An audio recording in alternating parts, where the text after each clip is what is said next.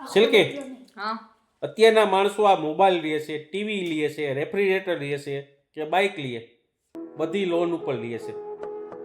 અને યમરાજી માણસને લેવા આવે ને ત્યારે લોનવાળા શું કહે છે ખબર છે? આને અત્યારે રહેવા દ્યો, મારે લોનના હપ્તા બાકી છે. અને એ જ આપણા કઢિયા શું કહી ગયા છે તમને ખબર છે?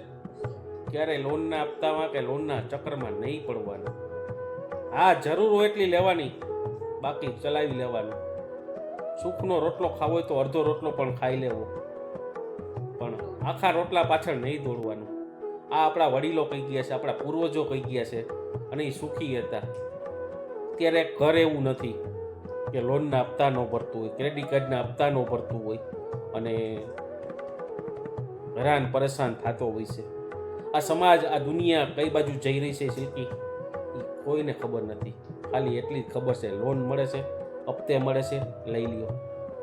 જય હિન્દ દોસ્તો. મારી વાત કડવી હશે પણ સત્ય છે.